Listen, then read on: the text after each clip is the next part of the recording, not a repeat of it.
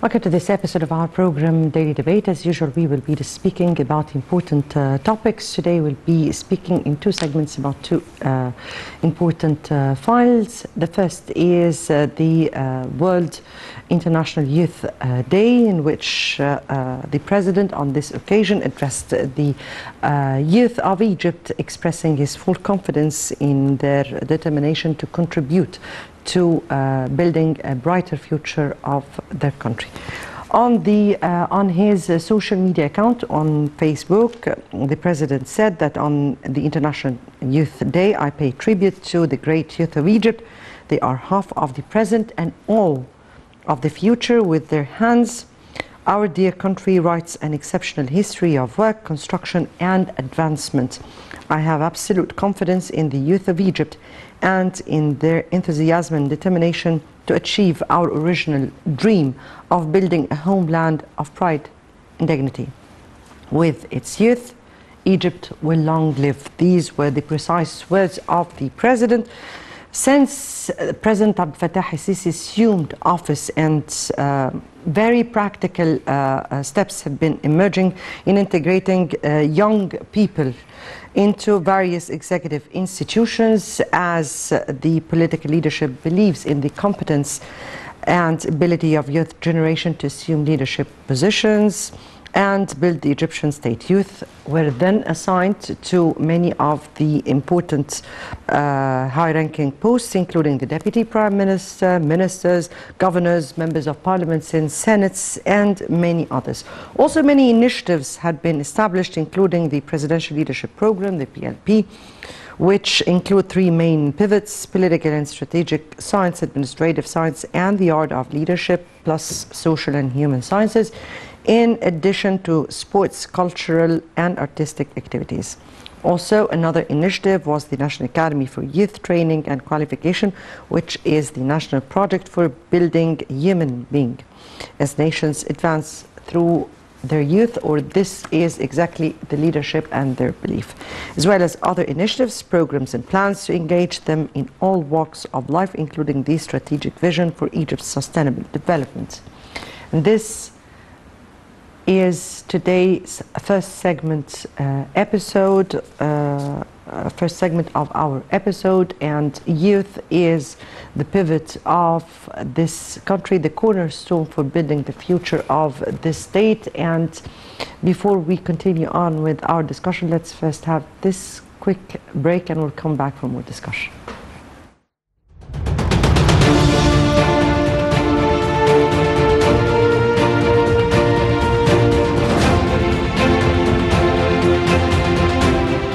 أتوجه برسالة إلى قادة العالم أجمع: استمعوا إلى شبابكم، شاركوهم أفكارهم وأحلامهم، أعطوهم الفرصة للتعبير عن أنفسهم، حلقوا في سمائهم عاليا، اجعلوهم سباقين لا تابعين، سلحوهم بخبرتكم وبإيمانكم بهم، لا تتركوهم فريسة لمن يقتاد بطموحهم ويستخدمهم أداة لنشر العنف والكراهية. املأوا قلوبهم بالأمل والحرية والدعم الذي لا نهاية له. افتحوا لهم أبواب الثقة واعطوهم مفاتيح القيادة، فلا حاضر بدونهم ولا مستقبل بغيرهم.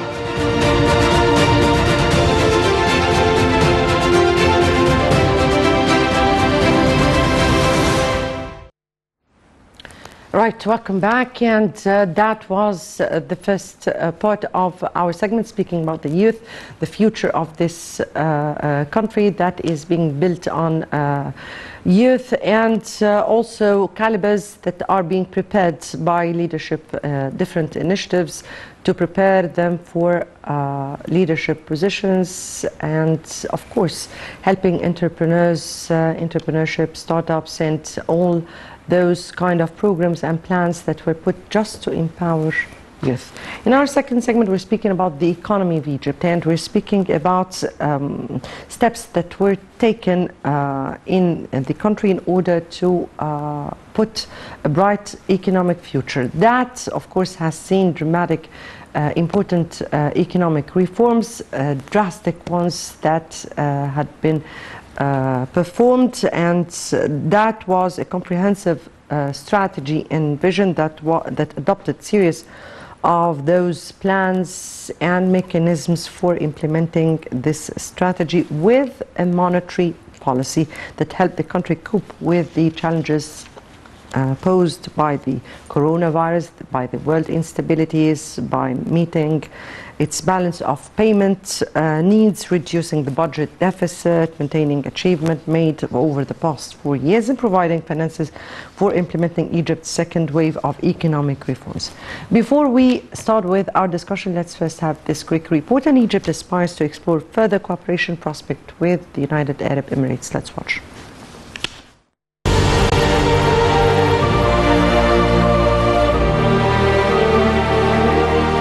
استمعوا إلى شبابكم، شاركوهم أفكارهم وأحلامهم، أعطوهم الفرصة للتعبير عن أنفسهم، حلقوا في سمائهم عاليا، اجعلوهم سباقين لا تابعين، سلحوهم بخبرتكم وبإيمانكم بهم، لا تتركوهم فريسة لمن يقتاد بطموحهم ويستخدمهم أداة لنشر العنف والكراهية. املأوا قلوبهم بالأمل والحرية والدعم الذي لا نهاية له. افتحوا لهم أبواب الثقة واعطوهم مفاتيح القيادة، فلا حاضر بدونهم ولا مستقبل بغيرهم.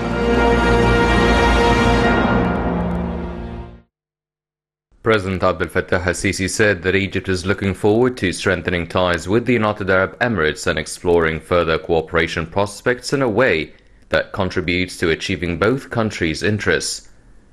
Sisi made the remarks during a meeting with the UAE's National Security Advisor, Tahnoun bin Zayed Al Nahyan, who visited Egypt on top of a high-ranking delegation.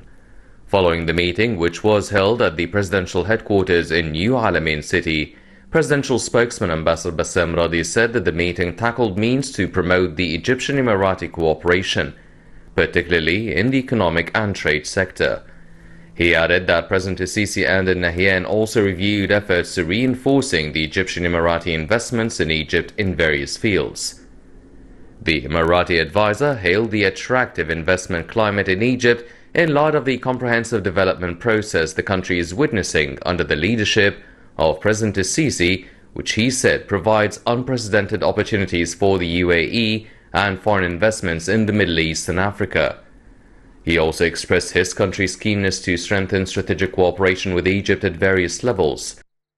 Egypt was placed third in Forbes' Middle East list of the largest economies in the Arab region, with a total GDP value that is expected to jump to $394.3 billion in 2021, up from the $361.8 billion recorded in 2020. Egypt retreated to third place behind the UAE, which advanced to second place with a projected total of $401.5 billion in 2021, up from a $354.3 billion posted in 2020. President Sisi also directed the government to keep up economic performance rates in order to ensure stable monetary and financial conditions in the country. The head of state stressed the importance of regularly updating and upgrading the management of GDP data to accurately monitor different aspects of economic development in Egypt. The president also highlighted the significance of increasing funds earmarked for public investments to meet the development targets listed in Egypt's Vision 2023.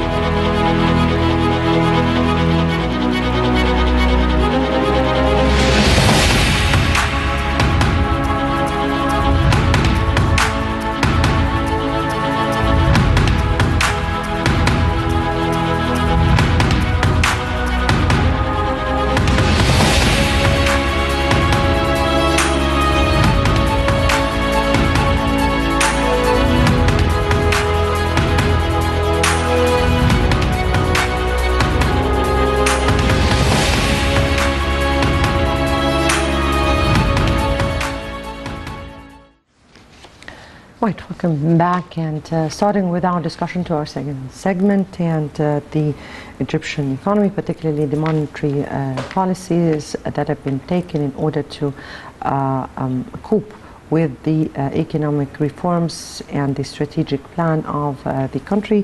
Let me introduce here and welcome our guest, Mr. Hany, Adel, banking expert. Thank you so much for joining us. Thank you. It's my pleasure. Thank you so much. The pleasure is all ours.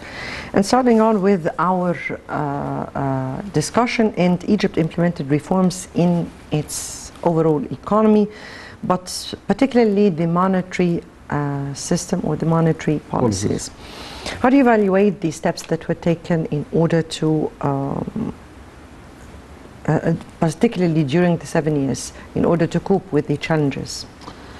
In the beginning, let me remind you that before the economic reform program, we were suffering from the high fluctuation in the foreign currency exchange rate.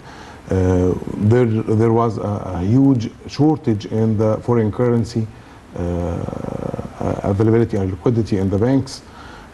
Moreover, the foreign reserve, the foreign currency reserve in the central bank was reduced to about $14.5 billion, and the liquid cash of this reserve was about $800 million.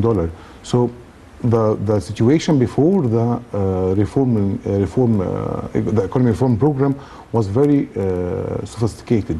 Then, plus, of course, the growth rates were very high, and the yes, inflation rates were also so high, and all this. Actually, the inflation rate increased also after implementing the reform program, and it was reaching 35%. Yes, indeed. But after unemployment and all this. Exactly. Yes, of course, we remember but after those days. After implementing the reform program, we succeeded to finish the black market. There is no fluctuation in the foreign currency exchange rate. We succeeded to attract foreign investment from different countries. It reached, the last year was $431 billion because of our reform program. The banks succeeded to attract more investment in dollars.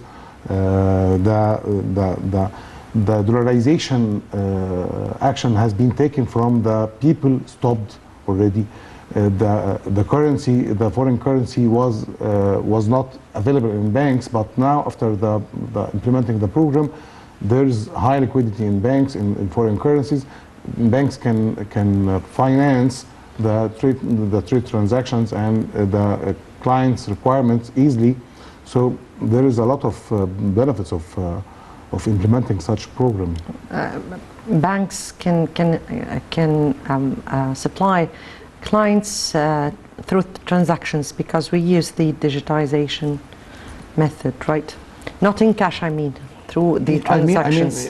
When the importer would like to finance the LC, a letter of credit, or something to import goods from outside, previously we were the liquidity is available. The liquidity is available, so we can finance and we can provide and supply the required amounts.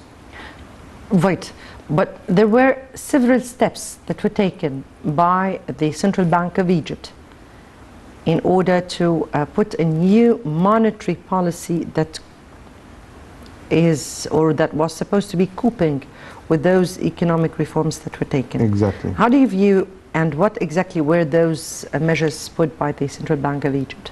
The first step was floating the exchange rate. So if the let's say liberalizing or floating, yeah, it's okay.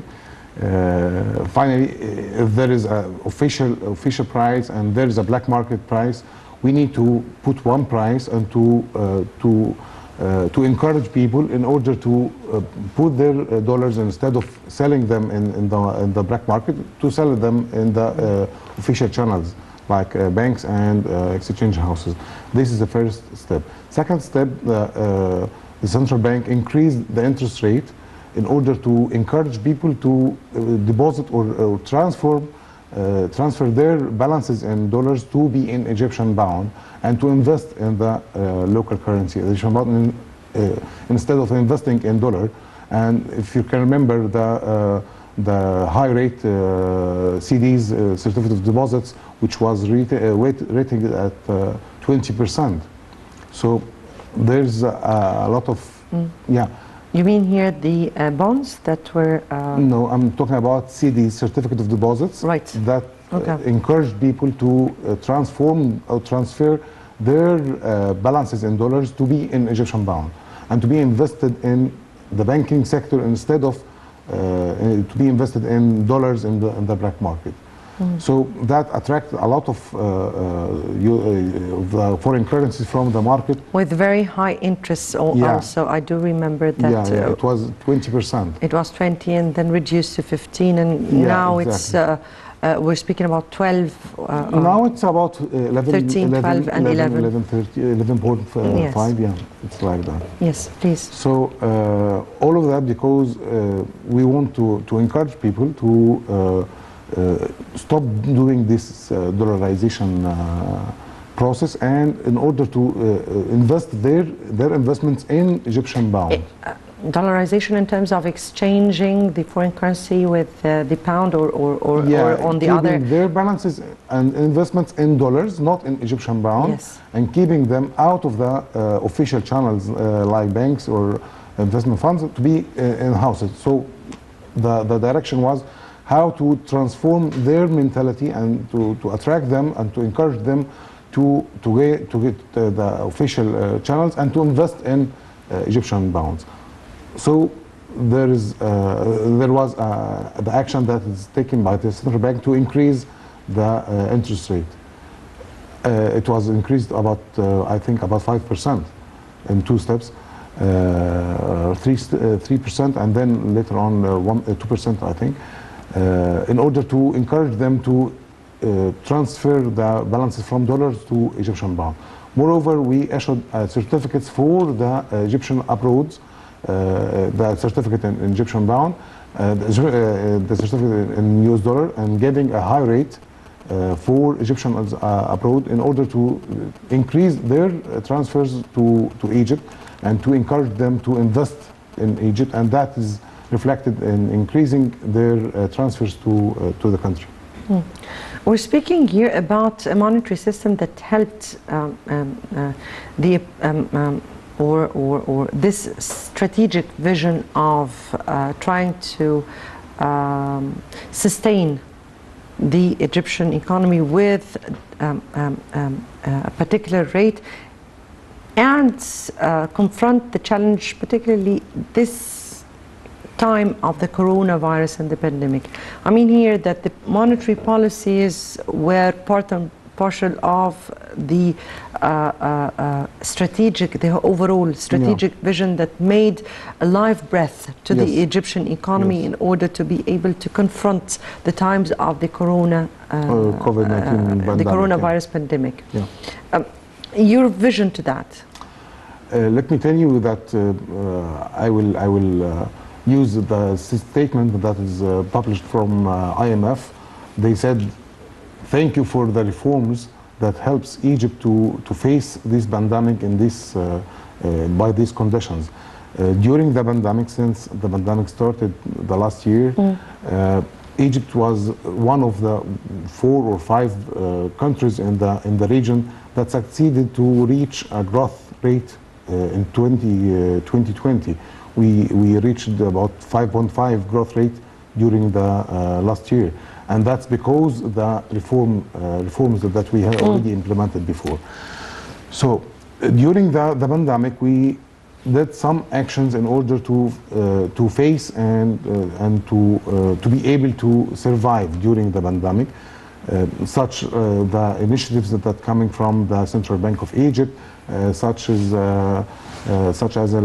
this $100 billion Egyptian pound that is the president decided to focus this amount to face or to face the repercussions of the coronavirus and the impacts. Yes, actually. Indeed. Since we're speaking about the proactive policies, that Egypt took in order to confront the coronavirus. Let's watch the IMF and the reports it submitted regarding this issue. So here are Egypt's proactive policies shielded the economy against coronavirus repercussions. These were the exact words of the IMF. Let's watch this report and come back for more discussion.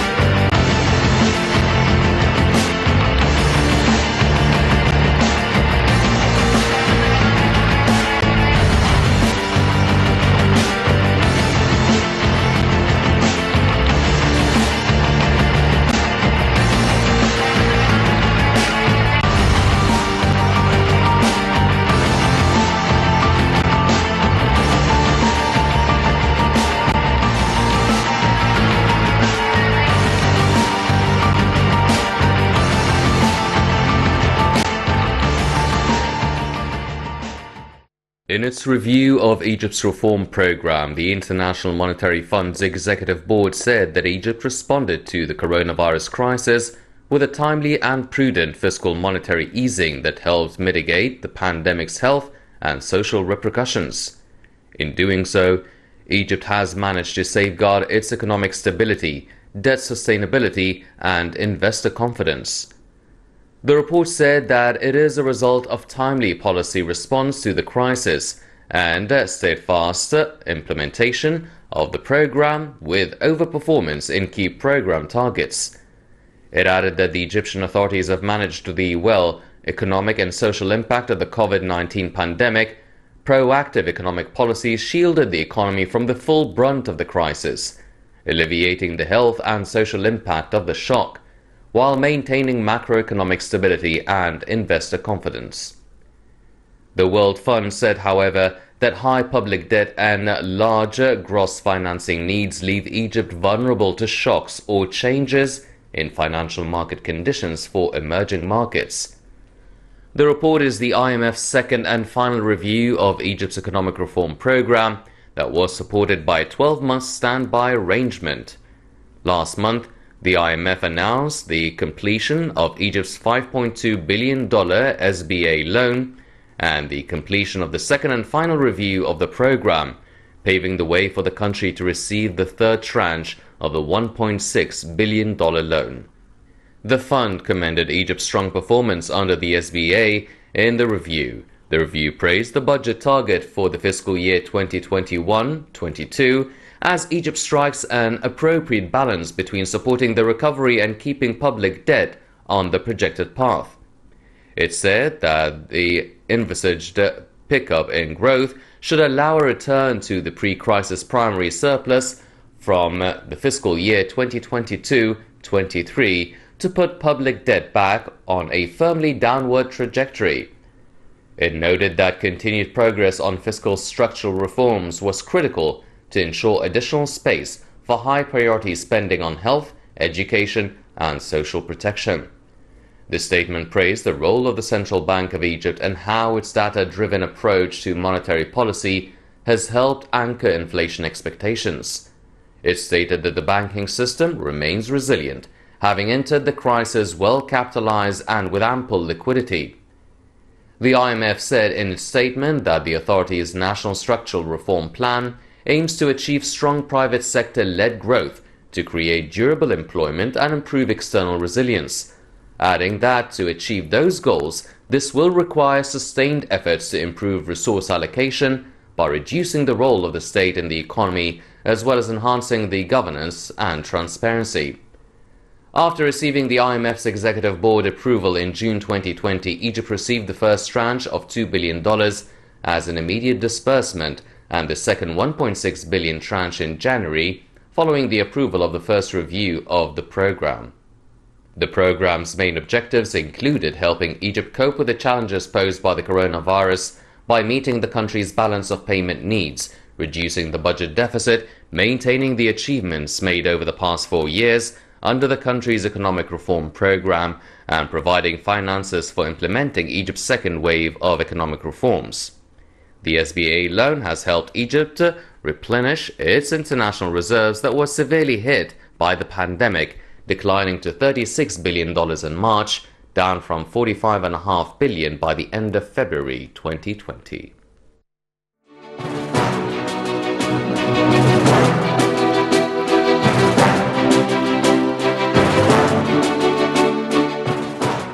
اللي بيتعمل ده من فضل ربنا علينا، بنتقدم وهنتقدم اكتر، وده اللي يهمنا ان احنا ندي للناس امل ان في تغيير وفي فرص للعمل.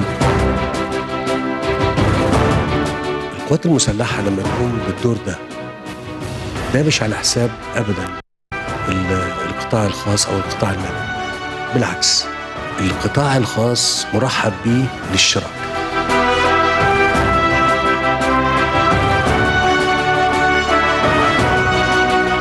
أقول لكل من شارك في إنجاح وإخراج المصنعين في أقصر وقت كل الشكر وكل التقدير ليكم.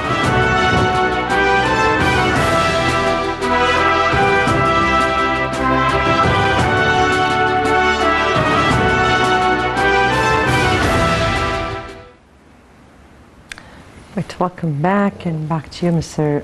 Hany. And in order for the IMF report to come out, of course, the IMF has been revising reports, and world rating agencies reports about Egypt. Here, the world rating agencies have revised its outlook on the Egyptian banking sector and the Egyptian economy at large. From to stable from negative, and that was last July. Also, the outlook on the Egyptian foreign currency liquidity 21, 22 and 22, 23 were also changed. Also, the key or the outlook on the Egyptian real GDP growth in 2021, 2022 also were revised. If I may ask you about the reasons that we attribute to the change of the overall outlook to the Egyptian economy in general and banking sector in particular. Okay. In the beginning, let me start with the report is coming from Fitch about the banking sector, yes. Changing the rate of banking sector, yes, from negative to stable. Indeed. And this is because of the improvement in foreign currency liquidity. Mm-hmm. Yeah. Moreover, let me tell you that the foreigner investment in the Egyptian treasuries has been increased to $29 billion by end of May, versus $10 billion in the June 2020. So there is increase, and there is more trust in the economy, in the Egyptian economy, from the foreign investors, and this trust reflected in the increase in keeping the Egyptian treasuries. This is because of that they changed the rate of the Egyptian banks. This is number one. Number two, let me tell you that when we are talking about IMF, I'm not only looking at IMF as a financing organization. I'm also looking as an international organization that gives a credit for our strategy, and gives a strategic overview and forecast for the Egyptian economy, and that helps us to attract more investments from different countries, because foreign investors now, they are depending on such international reports and such international studies. Right. Yeah. Boosting the confidence of the exactly. world, of how the world see how we are impacting our economy. Exactly. Yes. So when we are using such revision and such reports coming from IMF or Fitch, that helps us in order to market our investment opportunities and to attract more investment from different countries over the world. So Yes. yeah. Yes, my question here my question here was exactly what were the reasons attributed to such a look from such a renowned world organization? As I told you before, because of the improvement in the foreign... No, I mean here the measures. Okay. The measures exactly that were taken by the governments and the leadership in order to.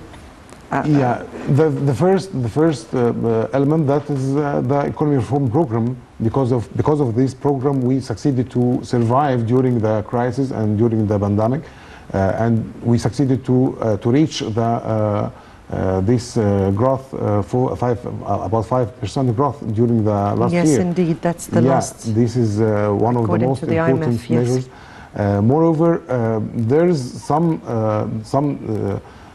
let me say, some actions and initiatives has been taken from the country in order to encourage investment and encourage people to invest in the Egyptian economy, and more attractions for foreign investors to invest in the Egyptian economy. And this is also one of the tools that is help us in increasing our liquidity in foreign currency. And also different organizations, they are measuring these tools, if you are able to attract investments or no, if you are able to pay your debts or no, if you are able or have the capability to finance your repayment or no. So when you are looking to the international the foreign currency reserve, there's during the crisis we succeeded to keep our reserve stable. We are having now about $40.5 billion in our international reserve. So all these things considered. Yes, that was in February 2020. But now we're speaking about 2 years of the pandemic, and definitely the reduction of such or the decline of such a number to 36 is acceptable due to all the circumstances that came. You're talking about the foreign currency reserve? Yes. It's 40.5 last July. It's reached $40.5 billion last July. So we have a stable foreign currency reserve until now. Yeah. Right. I guess you are more aware because that was according to the IMF report. But of course, we are. I'm talking you about are in the banking system. I'm talking about and, CBE report. And definitely you are more aware. If we get back to one important aspect that you spoke about, is boosting the confidence of the foreign direct investments in the Egyptian investment atmosphere. That also requires boosting the confidence of the Egyptian investors. Okay. And that happened through different stages and different measures that were taken. Of course, President Sisi, we have seen President Sisi several times urging the private sector to come up and contribute to investing into projects that are that the country in dire need for. Sure. Lately was his urge for the private sector to contribute in Haya Karima, for an instance, and for other important projects that are taking place. If I may ask you here about the boost the leadership has been giving to the private sector from one side, also entrepreneurs and startups, particularly youth, since we are today celebrating the International Youth Day, and the President himself addressed our youth. Please. Exactly. Okay, let me start with the direction that's coming from the President Abdel Fattah al-Sisi. He's always directing the CBE, Central Bank of Egypt, in order to support the entrepreneurs and small and medium enterprises through different initiatives. That's reflected on the initiatives that's coming from the central bank. There is different initiatives. All of them, they are supporting startup companies. They are supporting especially the segment of financial technology applications and financial technology companies. That became the future now. So there is different initiatives, and they are all focused on supporting this segment with a very low rate. We are talking about 8% reducing rate for financing these segments, and this is regarding youth and empowering youth and startups. Moreover, because of the International Youth Day, the banking sector and under the supervision of the Central Bank of Egypt, all banks are now offering free services and very cheap services for youth in order to attract them to have banking relations. They are opening accounts with no fees and with no minimum balance, in order to attract them to start a relation with banks. And the relation with bank would be the first step in order to be lender, or to be to lend them and to help them in starting their own projects. If not today, will be tomorrow. If not tomorrow, will be after tomorrow. I mean, it's you mean it's here future. those loans that are given to entrepreneurs or startups in Sure. order to start their own projects, Their own projects. Yeah. according to their to a feasibility study that is. Yeah, and banks also, Well they are studied, yes. helping this segment of entrepreneurs in developing their strategies, helping through business development centers that all banks now, most of banks now, they are providing such centers in order to attract the youth and giving them a training or helping them in their Choices. helping them in implementing their dreams. If you know that the youth people coming with a dream or idea, they want to put it in a formal way. They have to have a feasibility study. They have The to frame have of implementation to be implemented. Exactly. This is regarding the youth and empowering the youth and women as well, not only youth. There is a very big push and focus on empowering women and supporting them through even through not only the banking sector, also from the financial and non-banking sector like microfinance institutions. So the central bank decided that all banks they have to have 25% of their portfolio directed to this segment in order to help the micro projects or small and medium projects in order to get the flourish finance. yes, exactly. and start their own career. Exactly. Right, because we have very few minutes left for us here, and I need from you to tell me, as an expert in the banking sector, what exactly are the challenges and priorities that should be put beforehand in order to go forward with our plans and strategic vision for the country? Actually, we need to improve the economy, the community awareness. We need to invest more in developing the mentalities and educating people and helping them to understand the banking sector, how it's working, how can you improve your business through the banking sector, and we need to empower youth and helping them and be able to get easy access to the finance. We need to facilitating the financial their access to the financial service.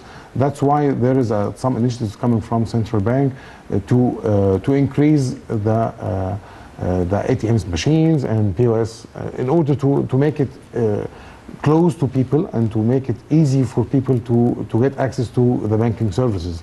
If you are able to withdraw your money, then you will have your account, then you will have your deals with the bank, then Yes. you will have your finance as well.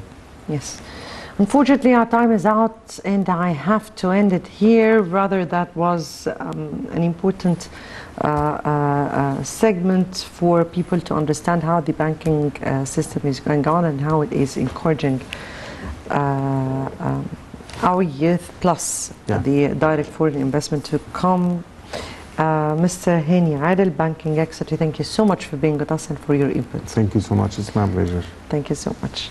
And dear viewers, many thanks for watching. Next Sunday would be another important debate, starting with the start of the week and until the end. And see you next Sunday.